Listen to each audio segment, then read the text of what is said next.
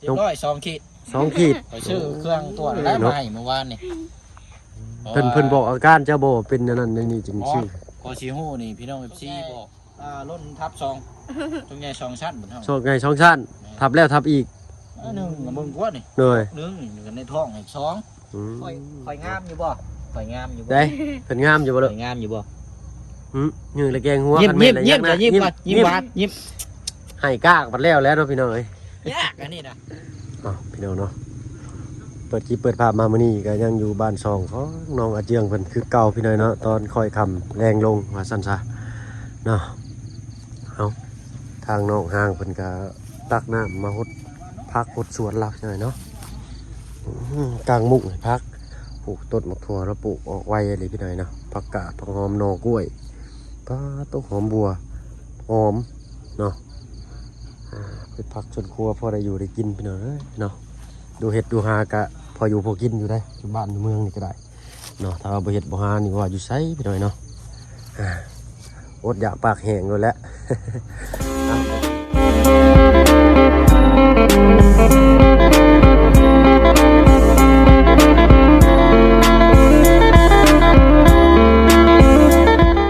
ทักทายเด้อพี่น้องเด้อเนาะกับทักทายสบายดี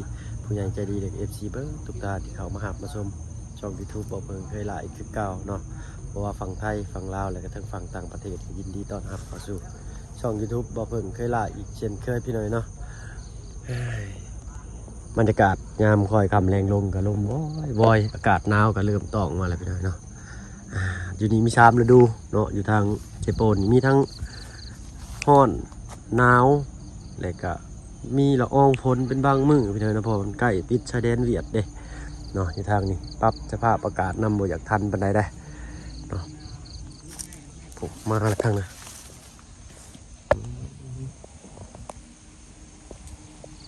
อาบน้ำเนาะอันนึงอยู่พุ่นพี่น้อยเนาะใช่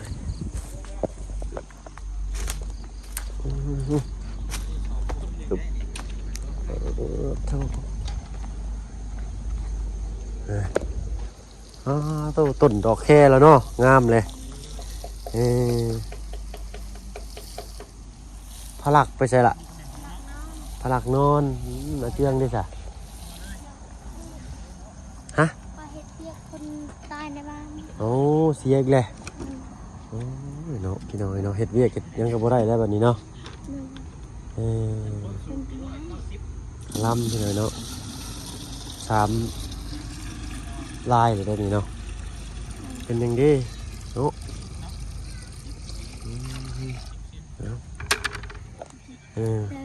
สบายดีเนาะโอ้ยเนาะเย็นเนาะ3 งานติดเลยอาเจียงกับน้องชอนเพิ่นได้ซอยเวียกซอยงานเนาะช่วงนี้ก็สิสร้างเพิ่นก็สิบ่ได้มาเฮ็ดเวียกได้พี่น้อยเนาะเพราะว่ามันคลำทั้งหมู่บ้านเพิ่นนะ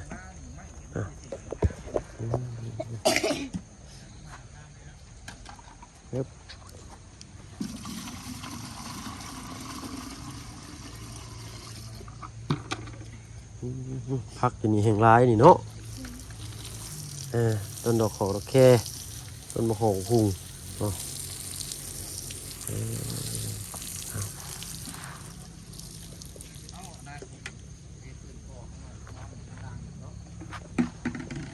เราทางไปปะไว้อยู่พุ่นไปเลยเนาะ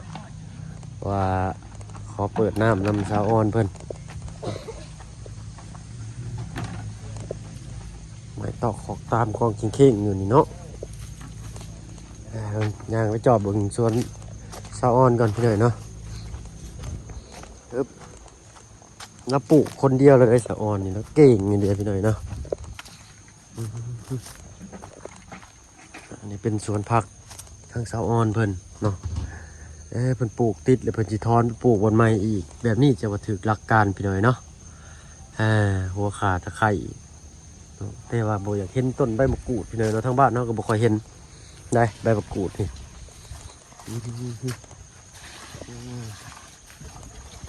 ตู้น้ำไหลเข่งอยู่นี่เนาะคือบอกขู่มาอีกอันหนึ่งละ กูดำมาเอากระยาและตักกันนี่นะว่าบัดหนานะว่ามือหนานะไม่ได้เด้อมันจังบนักขังได้ขังหนึ่งเนาะอันนี้ก็เป็นกระซ้ำจะได้น้องๆเนาะ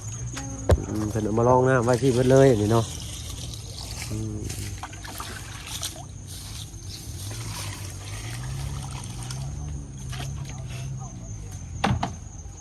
จักมือเพิ่นสิไปซอยเวียกบัดนี้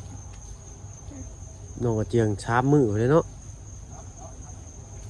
ว่ามืออื่นก็ มืออื่นครับมืออื่นก็แล้วเนาะเอาพอดีแล้วพี่น้องในช่วงมือสองมือนี้หรือว่าหามือผมจักสร้างเพิ่นก็สิบ่ได้มาเฮ็ดเวียกเฮ็ดงานได้พี่น้องเนาะคลัมบ้านเพิ่นแต่ว่าทางสร้างเพิ่นบ่ได้คลัมเนาะแต่ว่าทางหมู่บ้านเพิ่นคลัมนะเนาะเฮ็ดของประเพณีไผเพิ่นเนาะครับเขาเบิ่งริ้วก็ต้องริ้วตามมาแล้วพี่น้องเนาะ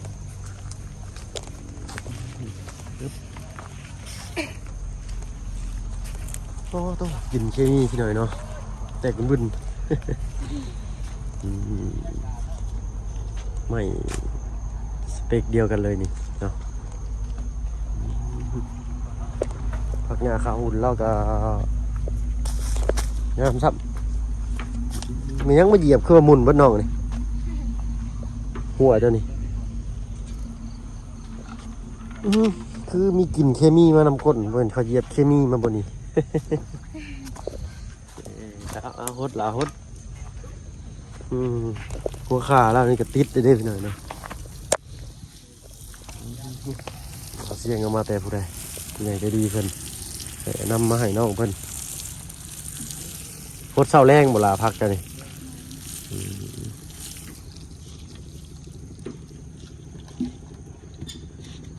โอ้โหทางน่ะขึ้นแล้วพุ่น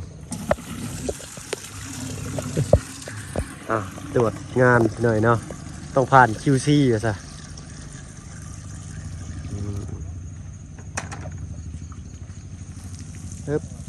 เมน้องรัดพี่น้อยเนาะเป็นเสียท่านซะคือว่าเพิ่นก็ยังหันยังแห้งตั้มเข่าตึมอยู่เนาะเอาเพิ่นกล้าไปเบิ่งกันไปเลยนะ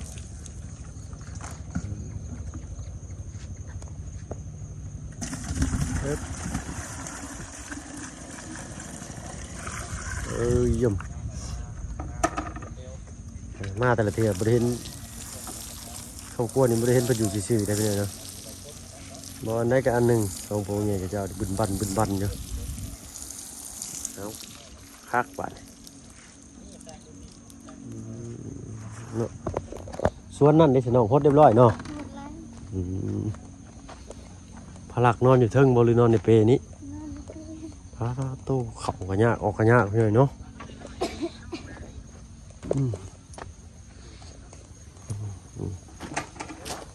บอกเอามาเห็ดอันบันได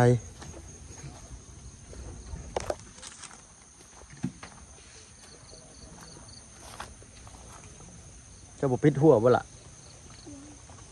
เปิดไปเลยเนาะบ่มีงัวบ่มีไก่บ้านน้องเป็นไก่สิบ่ค่อยลายได้ไก่กลางบ้านก็ได้ต้นม่วงพืชผักปลูก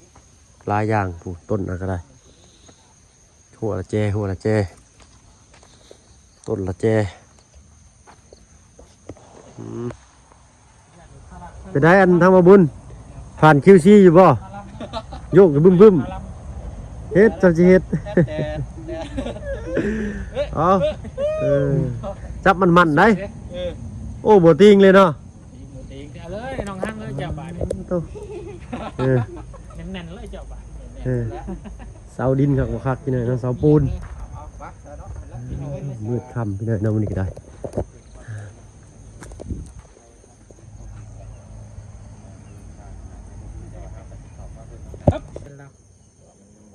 บ่ได้ตู้บ่ได้ลงดีๆโอ้โหตู้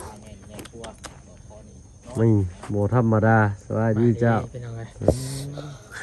ปวดแขนอีกนอนลำบากอีกแล้วบาดนี้เป็นได้ขึ้นไปเช็คเบิ่งกินนี่เนี่ยนาดีมิดชิดเลยเนาะฟอนเอ็นกันยังบอ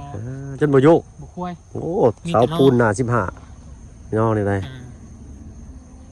นอนแน่น นอนเนี่ยน้อยคอยได้ทางน่ะบ่ต้องฟ้าวได้เนาะ อึ๊บอึ๊บ เอ็ด โคตรพีกนี่โคตรได้นี่ เฮ้ย เอาเฮ็ดฮู้ตื่นแล้วทางน่ะโอ้ย เยอะเราย่านวะ บ้านเฮาตะกี้ก็เฮ็ดแบบนี้ได้นี่เวลาเพิ่นสิเอาผ่านหน้าบ้านเนาะนี่เพิ่นสิเอาขี้มินหม้อมาทาหรือว่าขี้ทานไฟ น้ำโศกได้คนได้ทองคนรู้ได้เราละทองเส้นดองกี่โอ้ ไฟทองอีเลยบ่ โอ้ตัว เซ็ตบัดนี้น้องปลาหลักอยู่ว่าเน่าอะไรบ้างว่าเน่าเนาะตะเพงใช่ไหมต้องมาห้าบ่ไอเนี่ย เฮ็ดมีหืดมียาให้ลูกกินบ่ล่ะน้อยกินยาหลายก็บ่ดีพี่น้อยเนาะตะโมอยู่เอ้าบ่ให้จักแอะตื่นมาก็ได้ไปตรวจเบิ่งแล้วบ่เจะท้องล่ะ 2 ขีด เอ้าเนาะ เป็นขีดแดง2 ขีดป่ะ โดย อันเนี้ย เป็นอะไรล่ะคือจะว่าฮู้ว่าอันท้องผิดสังเกตอะไรในตัวเจ้าของ ข้าวบ่เสียงชื่อ สีตรวจมาให้ ว้าย ผมคิดอาเจียนอะไรระบาดเนาะ อ๋อเราอันอยากอาเจียนอีกสิเนาะผิดปกติเลยต้องซื้อมาให้เบิ่งว่ามีอีหลีต้องพี่น้อยเนาะเอ้าน้องน้ำโชคคือว่าบุญราแหละพี่น้อยเนาะ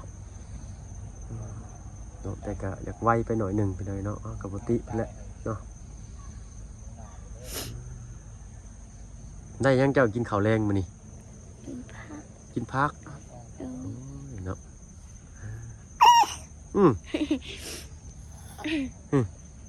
อะไรถ้าใช้ขิงเนี่ยข้าวสับเนาะทางพ่อเพิ่นไปซอยเวียกพี่น้อยเนาะอยู่เพื่อนน้องรัดอยู่ในบ้านนี่แหละมาในเดือนนี้3 รายเลยพี่น้อยเนาะโอ้ถ้าตกใจคือว่าเห็นเราตำเข่าตึมๆเนาะเมย์เจ้ารัดนั่นไม่น้องรัดนะเนาะ โดย เป็นโรคอย่างนี้เนาะ โดย ตับบ่โอ้เนาะ แข็ง อืมช่วงวังล้างนั้นเห็นเพิ่นตำเข่าอยู่ได้พี่น้อยเนาะมาวันนี้บัดก็ต้องพี่น้อยเนาะโบจักเชื่อเลยแหละคือว่าอะไรพี่น้อยเนาะความตายเขียนคออยู่บัดย่าง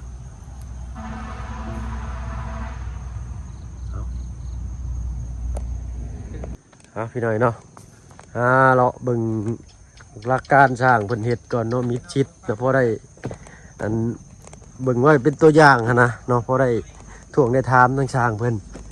บ้านน้องต้นกล้าเนาะพอดีเพิ่นส่งไม้ได้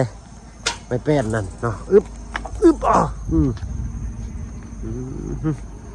โยกเพิ่นก่อนบ่ติงเลยไปหน่อยเนาะป๊บนี่ห้อยต่อไม้สร้างเพิ่นแบบค้างคู่ไปเลยเนาะ2 4 6เพิ่นเฮ็ดค้างคู่ละเนาะอันตรายเด้นี่ค่อยๆย่างไปได้พี่หน่อยเนาะเสียวเลยค่อยซอดตารางตุ้ยพอแห้งอันนี้ เอาเนาะงามๆไม่เนียนขนาดเลยนี่ผมจะเสียนที่ได้ตำมืออันนั้นเป็นป่าเป็นอันป่านี่ทางมาเพิ่งเคยเข้าไปเลยได้กับน้องซอนเนาะพี่ไปทางนี้อย่างลงหันกระซัดลงพุ่นลงห่วยพวกน้องซอนพาไปหาปลามือนะนอนอยู่ห่วยใหญ่อยู่เซ่ใหญ่สันซะเนาะมืดเขาโทรศัพท์ก็ได้บ้านนี้ตามจริงยังไม่ได้มืดเพราะบันไดแต่ว่าอันนี้มืดคากะลีเนาะบรรยากาศยามค่อยคำแรงลงไปหน่อยเนาะเบิ่งก่อนมุมมิมใหม่ในใดพอมีประสบการณ์เนาะพอเก็บเกี่ยวคงหูเพิ่มเติมเล็กน้อยน็อตต้องซื้อน็อตไปจับคือกันได้หนิเลยเนาะนี่น็อตใหญ่เลยมาตรฐานปึ๊บปู10ปู4ปู8เนาะ สั่นเบิ่งบ่ตีงอีหลีนี่เนาะฮึบลงจะได้ละบาทเลยมีแต่เบิ่งห้อยต่อไม้เพิ่นนี่แหละสร้างเพิ่นน่ะเนาะสร้างไม้น่ะต้องเบิ่งห้อยต่อไม้เนาะมันเนียบจำได้นะนี่เนียนๆเลยเนาะแต่ละสร้างเพิ่นต่อไม้ก็สิบ่คือกันเด้อพี่น้อยเนาะเอาว่าไปว่ามาทางน้องห้างเพิ่นท้องอีกเลยเนาะเอาปกติเพิ่นเลยเนาะมีครอบมีครัวอะไรก็ธรรมดาแต่ก็อยากไหวไปหน่อยหนึ่งพี่น้อยเนาะโอ้ยใส่ก่อนลงก่อนบัดเลย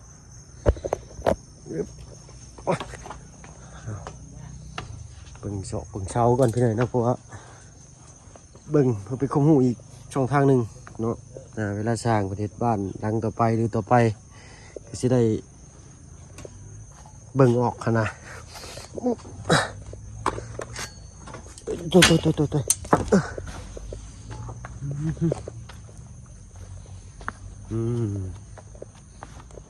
ฮึบตัวหูจะได้เป็นเราเชียงจังว่าเพิ่นท้องนะพิษสังเกตบ่ ใช่ เจ้าแล้ว สบายดีเด้อพี่น้อง โดยพิษสังเกตบ่น้องเพิ่นบอกอาการบ่ นิ่งครับ นิ่งช้ำท้องอลี เรียบร้อย2 ขีด 2 ขีด ไปซื้อเครื่องตรวจได้มาให้เมื่อวานนี่ เพิ่นบอกอาการเจ้าบ่เป็นอันนั้นอันนี้จึงชื่อ พอสิฮู้นี่พี่น้อง FC บอก ลายนะ โดย ว่าหน้าเรา เปลี่ยนเนาะ คือเปลี่ยนคือบวมแบบคล้ายๆแล้วก็แบบเจ็บไข้นอนแอดนะแบบจังได๋ก็เซาจังได๋ก็ปวดก็ได้รู้สึกได้ว่าบ่เช่นก็เคยฮู้อยู่แบบซี่ โดย เอ้ารุ่นนำกันซื้อมาให้เมื่อวานนี่รถ ขึ้นอลี คุ้มให้ตรวจดึกทึกวะให้ปัวคุ้มนะอยู่ในถูกนี่แหละตรวจอยู่เทิงนี่เลยนี่ เนาะ จักอันอยู่ใช้ก็ทิ่มแล้วบ่อันตรวจนะ ฮะ ทิมแล้ว ทิ่มแล้ว ดู เนาะธรรมดาพี่น้อยเนาะคนมีครอบมีครัวก็อยากไวไปหน่อยหนึงเนาะ บ่ครับยาและน้องเพิ่นก็บอกว่าให้เจ็บทีเดียวเลยเราอ่ะก็แม่นแล้วก็เป็น2คนก็เป็นยาบัดนี่ 2 คนแล้วก็อย่าเลยเนาะ ครับวันนี้ก็ยังน้อยอยู่ซ้ำมี2คนเนี่ยผู้ โด ดีบ่งาม ยจักปีเลย17หรือ18แล้วนี่จักปีเลยล่ะ ก่อนน้องห้างเจ้า17บ่ นั่น 17ปีเนาะ เอาเนาะเฮ็ดได้ถึงจะเป็นน้องนำโชคว่าซั่นซะเนาะ น้ำโชคน่ะลายชื่อเลยนะพารวยรถก่อน พารวยบ่ จบรถ พารวยเลยเนาะ เอาเนาะยินดีนำเลยน้องเด้อเนาะได้สมาชิกใหม่เพิ่มมาอีกคนหนึง โชคใหญ่รุ่นทับ2โชคใหญ่2ชั้นบ่เท่า โชคไง2ชั้นทับแล้วทับอีก หนึ่งมึงกว่านี่ เลย หนึ่งกันในท้องอีก2 เนาะ โชค2ชั้นได้ น้องวันใหม่ก็มีแล้วเนาะ2ชั้นได้นี่ น้องบุญนำมีเดี๋ยวบอกน้องบุญนำ อ่ะบ่ได้ให้บ่ห้องเลยเด้นี่เนย ปวดแดะนี่เนาะ เบิ่งเขาอีกได้จะเบิ่งข่อยยักข่อยขี้ไล่บ่คืองามงามบ่คือขี้ไล่ คืออันเห็นเด็กน้อยยังได้ถามแต่แบบนี้แท้นี่เนาะ โอ้แน่หมดแล้วเนาะคือความมั่นใจขอขี้เท่าหรือนมข่อยงามอยู่บ่ข่อยงามอยู่บ่ ได้เพิ่นงามอยู่บ่ล่ะ ข่อยงามอยู่บ่ ยืนละแกงหัว ยิ้ม กันแม่น ยิ้ม นะ ยิ้มก่อนยิ้มหวานยิ้ม ให้กากบัดแล้วแล้วเนาะพี่น้องเอ้ย ยากอันนี้นะแต่ทาชิมานี่บ่เคยให้นอกจากเราสิหิวนม เนย